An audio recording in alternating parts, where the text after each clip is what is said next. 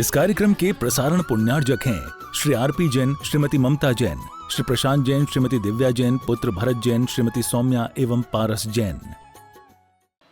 मृदोर्भावः मार्दवम्, मृदुता का जो भाव है उसको मार्धव कहा है। कठोरता का अभाव सो मृदुता है। मन, वचन और काय, इन तीनों में कठोरता नहीं होनी चाहिए।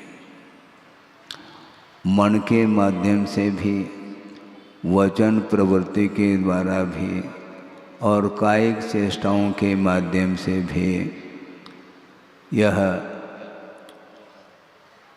मार्धव धर्म क्षतिग्रस्त हो सकता है। कठोरता ठीक नहीं है। मृदुता का व्यवहार परस्पर में होना चाहिए।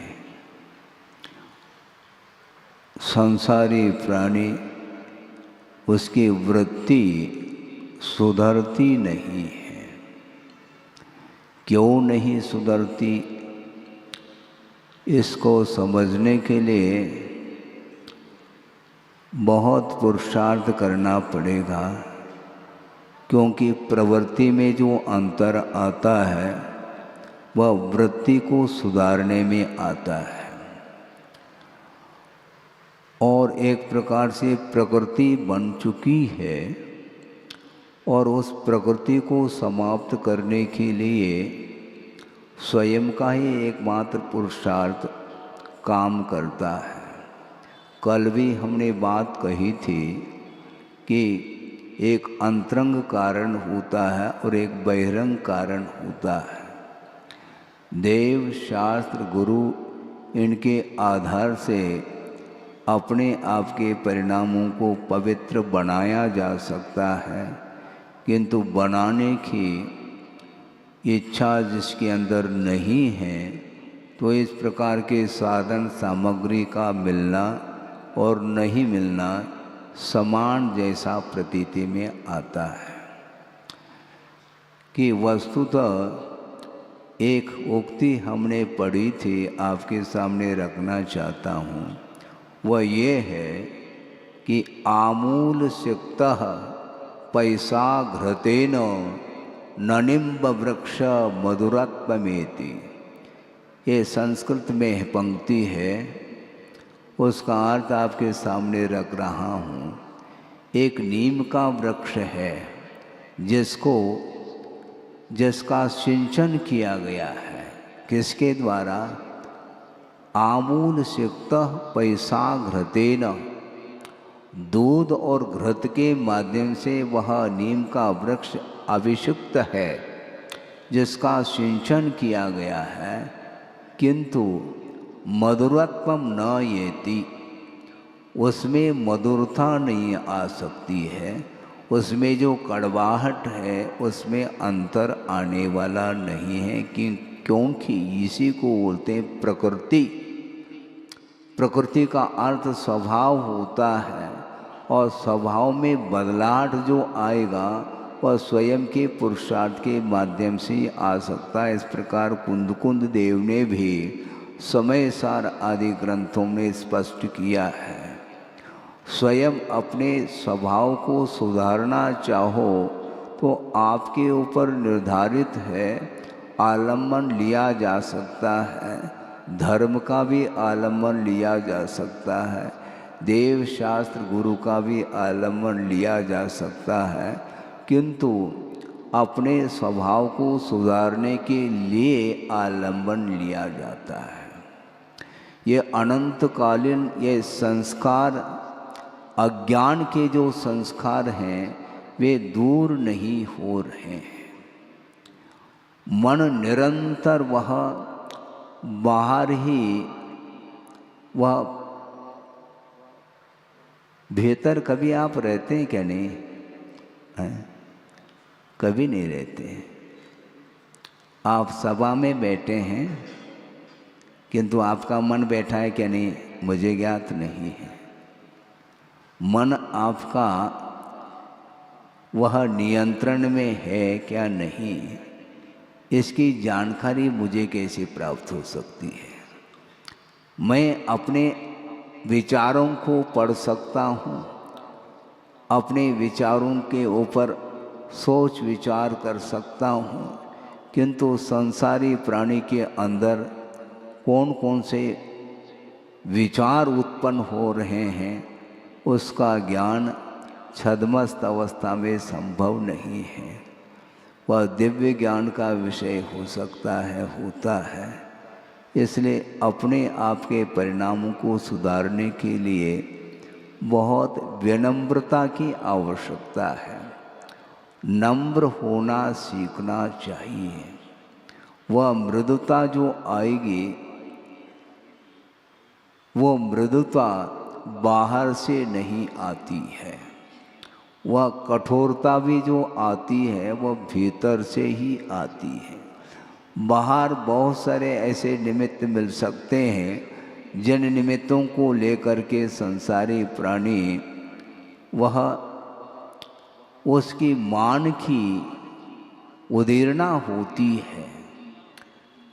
शारीरिक जो भूख है बहुत जल्दी शांत हो सकती है। भूख 2 4 6 रोटी ले लो, बस पेट भर जाता है, भूख मिट जाती है, प्यास भी मिट जाती है।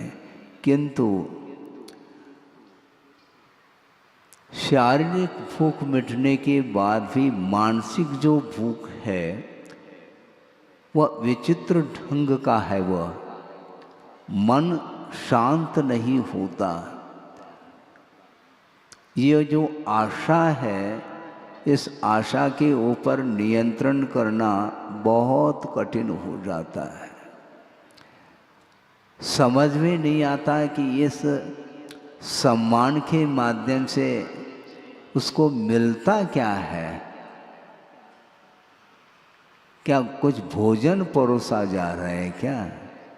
नहीं, भरपेट भोजन करने के बाद भी उसकी वह आशा बनी रहती है कि मेरा अपने आप में जो अस्तित्व है वह सबके सामने आ जाए। जबकि सबका अस्तित्व है, केवल मेरा ही अस्तित्व है ऐसा नहीं। प्रत्येक जीव का अपने आप में स्वतंत्र अस्तित्व है। उस ओर दृष्टि न जा करके वो अपने आप को सबसे पृथक अपना अस्तित्व है उसको प्रदर्शित करना चाहता है। और आचार्यों का यह कहना है इस प्रदर्शन को आप कुछ क्षण के लिए साइड में रखो। इसका अर्थ ये नहीं कह रहा हूँ कि बाद में पुनः प्रदर्शन करने लग जाओ। प्रदर्शन में वस्तुतः आत्मा का दर्शन नहीं हो सकता। आत्मा का दर्शन आप करना चाहो क्या? नहीं महाराज, हम करना चाहते हैं। आत्मा का दर्शन करना चाहो तो प्रदर्शन को समाप्त करने का पुरुषार्थ करो।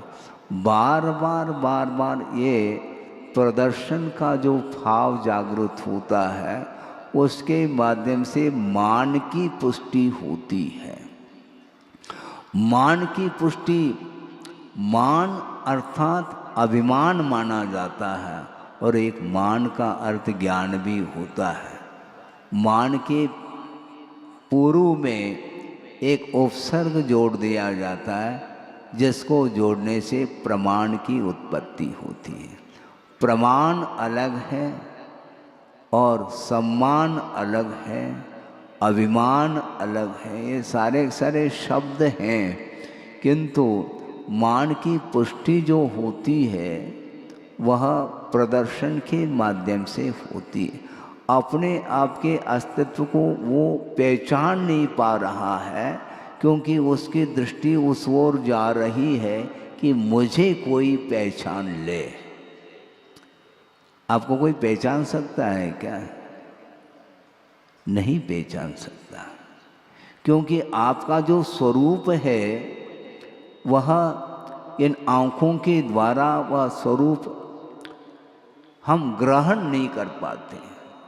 स्पर्श रस गंध वर्णात्मक जो पौद्गलिक पदार्थ है वो पदार्थ तो भिन्न भिन्न इंद्रियों के विषय हो सकता है, किंतु वह इंद्रियातीत जो आत्म तत्व है वहाँ तक पहुँचने के लिए आपको सारे इंद्रियों को गौण करके और मन जो बाहर भाग रहा है उसको संयत बनाने की आवश्यकता है। आप यहाँ पर सभा में बैठे हैं, किंतु वह मन कहाँ जा करके यात्रा करके आया है आपको ज्ञात नहीं है। बहुत तीव्र गति से उसकी यात्रा होती है, मन की यात्रा। आप फ्लाइट से जाते हैं और कोई भी साधन से आप चले जाते हैं, किंतु उसकी गति से भी अति तीव्र गति होती है मन की गति। 3 लोक की वह यात्रा करके आ सकता है। ये मन की खूबी है। उस मन को नियंत्रित करने के लिए यह धर्म आया है, क्योंकि मन के माध्यम से ही मन की भूख मिटती है। भोजन करने से तृप्ति नहीं होती। भोजन करने के उपरांत भी जो मानसिक जो भूख है उसको मिटाने के लिए संसारी प्राणी बार बार प्रयत्न करता रहता है, किंतु आचार्य कहते हैं इस प्रकार का तुम्हारा प्रयत्न वह निष्फल हो जाएगा। आपने सोचा होगा, विचार किया होगा, ग्रंथ आदि में पढ़ा भी होगा। गणधर परमेष्टि के बारे में, गौतम गणधर के बारे में कभी सोचा है आपने?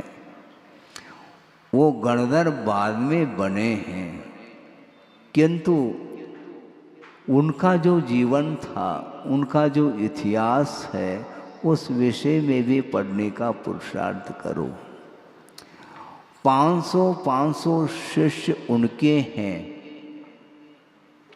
इंद्रभूति और कौन कौन है? 2-3 और हैं।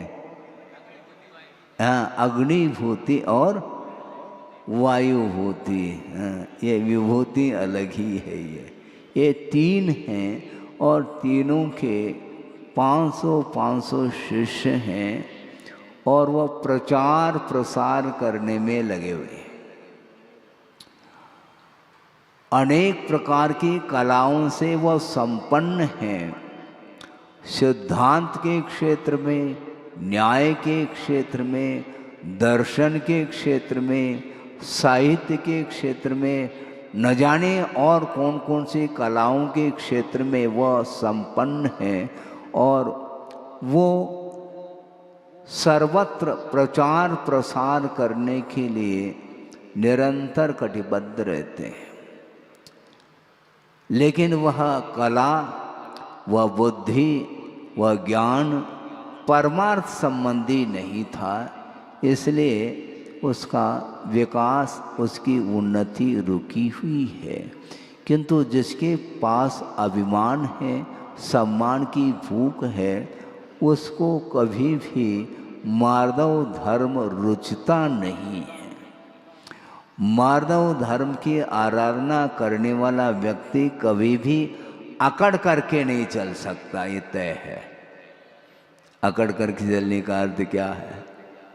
मेरे सामने और कोई भी ज्ञानी नहीं है, मेरे सामने और कोई भी बुद्धिमान नहीं है, मेरे सामने और कोई भी कलाओं में कुशल नहीं है।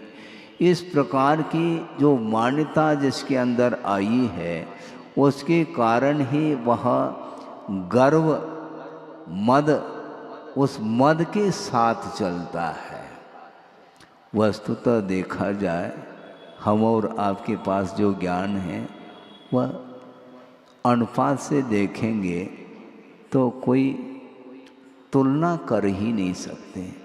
अतुलनीय जो ज्ञान होता है वह केवल ज्ञान होता है, ये ध्यान रखो। लेकिन यह आधा अधूरा ज्ञान लेकर के वह हमेशा अभिमान करता रहता है, वह मान के साथ चलता है, सम्मान के साथ चलता है, किंतु आचार्य कहते हैं ये तुम्हारा ज्ञान किसी भी काम का नहीं है। उसके लिए प्रवचन सुनाएं तो भी वह प्रवचन का प्रभाव नहीं पड़ सकता। बड़ी विचित्र दशा है। आगम के माध्यम से हम सोचते हैं तो बड़ा आश्चर्य लगता है कि ज्ञान भी मद के लिए कारण बनता है। इसके साथ साथ कितने प्रकार के मद होते हैं। ज्ञान मद अलग है, जाति अलग है, कुल संबंधी मद अलग है, तप मद अलग है, रूप का मद अलग है, और बल का मद अलग है, और रिद्धि का भी मद होता है। सोचो, विचार करो। रत्नत्रय की आराधना करते करते करते निर्दोष रत्नत्रय की आराधना के पश्चात रिद्धियां प्राप्त होती हैं, और उन रिद्धियों को लेकर के पुनः मद जागृत होता है। मेरे पास रिद्धि है, इनके पास रिद्धि नहीं है, ये भाव आ जाता है। तो उसके माध्यम से उसका पतन प्रारंभ होता है। रत्नत्रय की आराधना के माध्यम से विकास होता है, और उस विकास होने के उपरांत जो बीच में जो रिद्धि आदि उत्पन्न होते हैं, तो उनको लेकर के पुनः वह उससे आकर्षित होता है और दूसरे के साथ तुलना करता है। ये कंपेयर करने की जो आदत है ना, वह छूटती नहीं है हमेशा। और दूसरी बात यह है, ये मद जो जागृत होता है वह बिल्कुल बहुत जो जिसको बोलते हैं, उदाहरण के लिए मान लो कोई प्राइमरी में पढ़ रहा है छात्र, 5वीं 6वीं कक्षा में पढ़ रहा है मान लो, और उसके साथ यमे का जो छात्र है वह पहुंचा हुआ छात्र माना जाता है, किंतु उसके पास जो अहंकार उत्पन्न होता है वह प्राइमरी कक्षा में पढ़ने वाले छात्र के को उसको ले करके नहीं होता। किसको लेकर के होता है मद? क्लास फेल हो, इसलिए वो फेल होता है। समकक्ष जो है उसके साथ तुलना की जाती है, मेरे पास इतना है, इसके पास नहीं है। ये ज्ञान का दुरुपयोग माना जाता है। ज्ञान का यदि सदुपयोग करेंगे तो निश्चित रूप से आत्मा का कल्याण हो सकता है, किंतु कल्याण की भावना साइड में रह जाती है और बार बार उसको मान सताता है। और मान जब तक जागृत रहेगा तब तक प्रमाण अर्थात ज्ञान नहीं आ सकता है। वस्तुतः वर्धमानाय नमः ऐसा बोला है, वर्धमान स्वामी के लिए नमस्कार किया है। वर्धमान का अर्थ क्या है? मान का अर्थ प्रमाण ज्ञान, वह जिनका निरंतर वृद्धिंगत हो रहा है उसको बोलते हैं वर्धमान, उनके लिए नमस्कार किया गया है। और संसारी प्राणी थोड़ा बहुत ज्ञान हासिल कर लेता है तो वह अपने आप को फूला नहीं समाता, मान से वह बड़ी विचित्र दशा है। ये इससे कैसे ऊपर उठेंगे हैं? कैसे ऊपर उठेंगे? अध्ययन करो, अध्ययन करने से भी कुछ होने वाला नहीं है, क्योंकि रागान्वित जो ज्ञान है वही पतन के लिए कारण है, ऐसा कहा है। वस्तुतः ज्ञान ही दुख के लिए कारण बनता है और वह ज्ञान ही वह मोक्ष मार्ग में सहायक सिद्ध होता है। दोनों कैसे बातें हो सकती है? जो रागान्वित ज्ञान है वह पतन के लिए कारण है, कर्म बंध के लिए कारण है, और जो राग रहित जो वीतराग विज्ञान है उसके माध्यम से ही संसारी प्राणी का उत्थान हो सकता है, ऐसा कहा है आगम ग्रंथों में। इसलिए वस्तुतः यह कठोरता ठीक नहीं मानी जाती है, मृदुता आनी चाहिए, मृदुता आनी चाहिए, लाना चाहिए आपको, पुरुषार्थ के माध्यम से लाओ। ज्ञान में और बुद्धि में बड़ा अंतर देखने को मिला है। हमने एक किताब पढ़ी थी, उसमें वह प्रसंग आया था, वैज्ञानिक होना अलग है और बुद्धिमान होना अलग है। इन दोनों में क्या अंतर है महाराज? कुछ बात समझ में नहीं आ रही, धीरे धीरे आ सकती है। प्रसंग को ध्यान से सुनेंगे तो निश्चित रूप से इन दोनों में क्या फर्क है वह ज्ञात हो सकता है। 4 मित्र हैं, उसमें 3 वैज्ञानिक हैं और एक वैज्ञानिक तो नहीं किंतु बुद्धिमान है, और तीनों वैज्ञानिक बुद्धिहीन हैं, यह स्पष्ट हो जाएगा आपको अभी। चारों मित्र जा रहे हैं और जंगल से गुजर रहे हैं और साइड में किसी की दृष्टि जाती है तो एक शेर का कंकाल पड़ा है। जानते हैं कंकाल का अर्थ क्या होता है? अस्थि पंजर जिसको बोलते हैं। और उसको देख करके वैज्ञानिक के मन में वैज्ञानिकता जागी, विज्ञान के माध्यम से वह कुछ सोच रहा है और वो ये कह रहा है इसको हमें जीवित करना है, ये जो कंकाल है शेर का इसको जीवित करना। और तीनों सोच रहे हैं, तीनों वैज्ञानिक हैं। एक ने कहा इसमें मैं खून को पैदा कर देता हूँ, एक ने कहा इसमें मांस आदि मैं पैदा कर देता हूँ, और एक ने उसको कह दिया कि और भी जो कार्य करना है उसके लिए मदद के रूप में आप जो कहो उसके लिए भाई मैं तैयार हूँ। इस प्रकार एक विचार के हो कर के वो इस कार्य को करने के लिए तैयार हो रहे हैं। और एक ने कहा कि मैं प्राण संचार कर दूंगा इसमें। तीनों की बात हो गई, लेकिन इतने में जो वैज्ञानिक नहीं था उसने कहा ठहरो, इसका परिणाम क्या होगा ये भी तो बताओ। जब प्राण संचारित होंगे इसमें, इसका परिणाम बताओ जल्दी।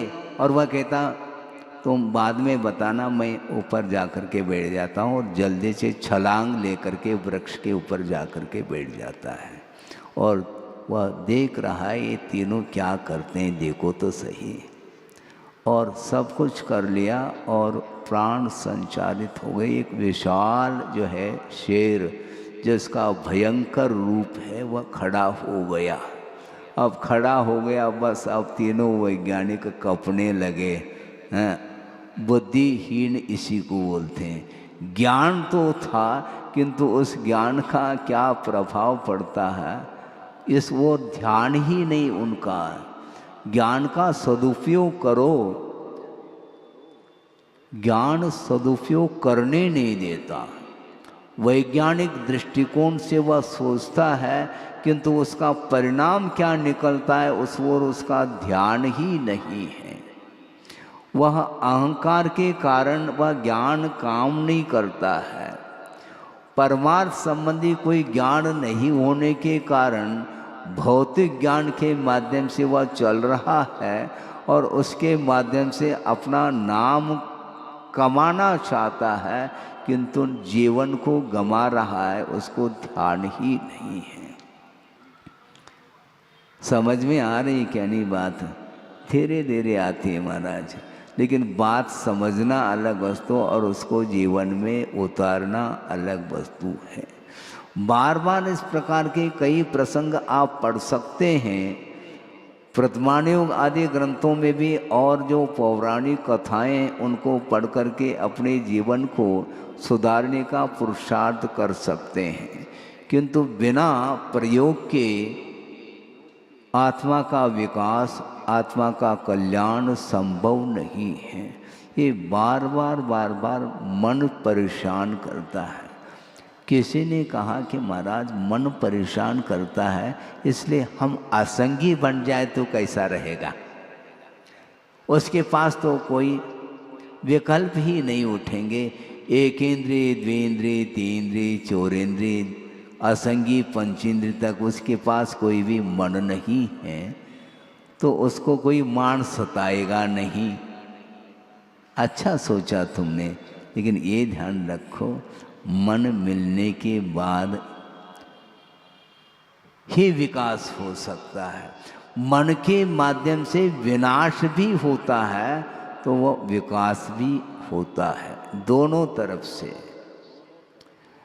दोनों ऊंचाई तक पहुंचना चाहो तो ज्ञान के माध्यम से, और अधःपतन होता है तब भी वह ज्ञान के माध्यम से ही होता है।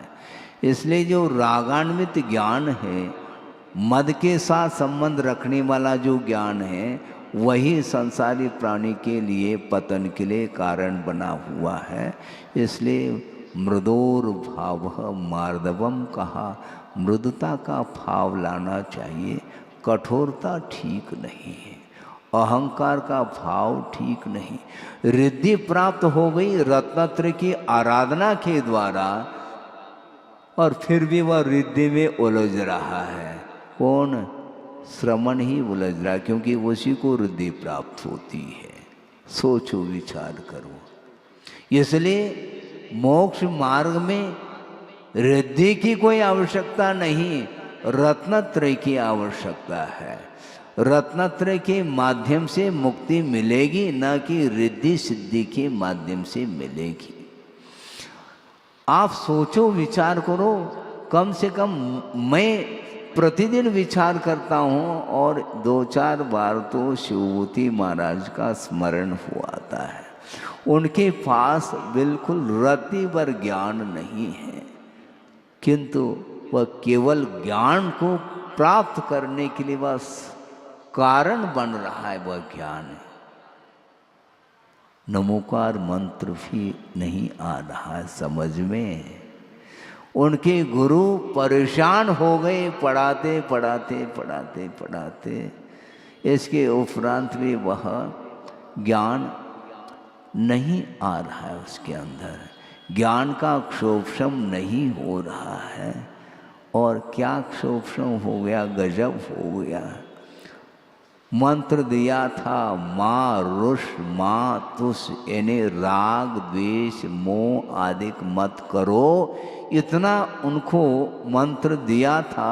लेकिन वह मंत्र भी उसको पल्ला नहीं पड़ा, और उसने अपनी बुद्धि से रटने लगा तुष्मास भिन्नम तुष्मास भिन्नम। बुद्धि काम कर रही है क्या? बहुत धीरे धीरे कर रही है, लेकिन बुद्धि है वह विज्ञान नहीं है, ध्यान रखो। हाँ बिल्कुल, सड़क से वो जा रहे हैं, सुना है हमने गुरुदेव के मुख से कई बार इस उदाहरण को सुना है। वो शिवभूति मुनि महाराज आहार चर्या के लिए निकल रहे हैं, और सड़क पर एक वृद्धा हाथ में क्या है, सूपा बोलते हैं आप, धान साफ करते हैं सूपा, सूप नहीं, सूपा अलग है। सूपा हाथ में है, और उसमें वह साफ कर रही है। क्या साफ कर रही है? उड़द, और उड़द का जो छिलका है उसको फटकार रही है, और उड़द को अपने ओर ले रही है। इसको देख कर के शिवभूति मुनि महाराज ने सोचा ये क्या हो रहा है? कुछ नहीं, ये उड़द है और छिलका छिलका पृथक कर रही हूँ और उड़द को ले रही हूँ। इतना पर्याप्त था। और आप लोगों को एक एक घंटा उपदेश की आवश्यकता है। सोचो, विचार करो। हाँ, क्या करोगे? भेद विज्ञान हो गया। शिवभूति महाराज को छिलका का अर्थ वह हे वस्तु है, वह तुष्य है, छिलका है, और ये शरीर भी छिलका है और आत्म तत्व उड़द के समान है। इतना ज्ञान हो गया उन्हें। आप ताली बजाते रही हो। ताली बजाना अलग है, और भेद विज्ञान होने के उपरांत उसको आत्मसात करने के लिए वो वापस आ रहे हैं। आहारचर्या उन्होंने नहीं करी और वापस आ करके बैठ गए और ध्यान लगाया तो समास भिन्नम का, और अंतर्मूर्त ध्यान लगा नहीं और केवल ज्ञान हो गया। फिर ताली बजाते रहो। वस्तुतः हे पदार्थ का परिज्ञान होना पर्याप्त है। जो ग्रहण करने योग्य नहीं है उसको संसारी प्राणी निरंतर उसी को ग्रहण करता चला जा रहा है। बहुत कठिन काम है ये। एक हाइकू मुझे याद आ रहा है जो गुरुदेव ने दिया है। आचार्य महाराज की, गुरुदेव की विशेषता तो देखो।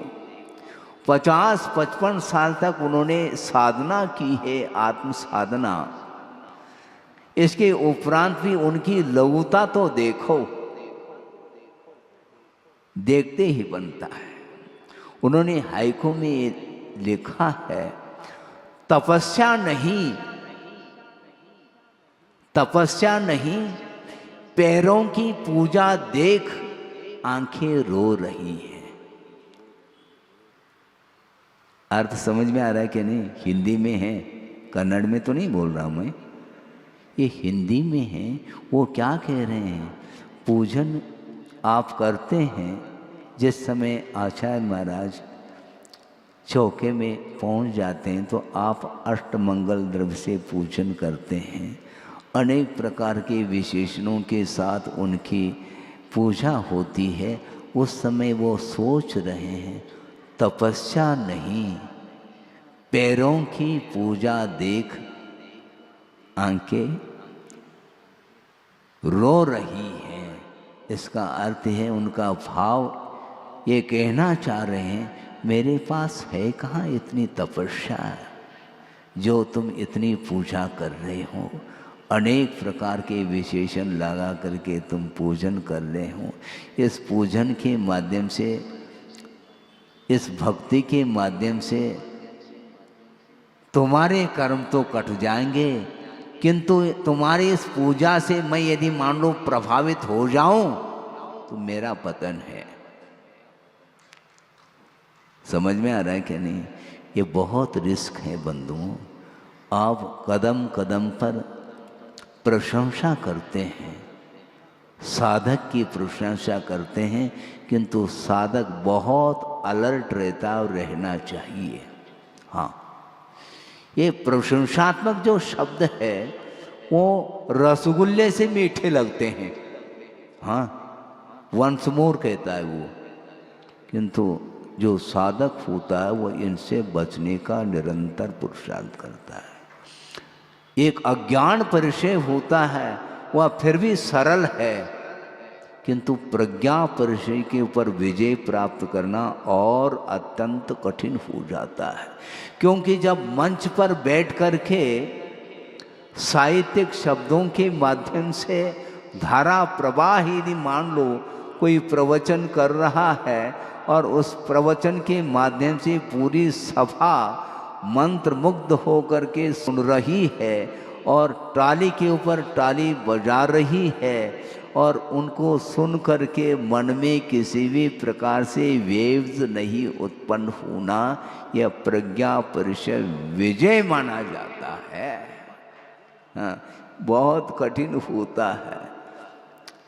निंदा के शब्द अच्छे नहीं लगते, किंतु प्रशंसात्मक जो शब्द है उसके लिए वह, गुरुदेव ने एक बार ये कहा था कि सोचो विचार करो, आप भगवान की पूजा कर रहे हैं क्या नहीं?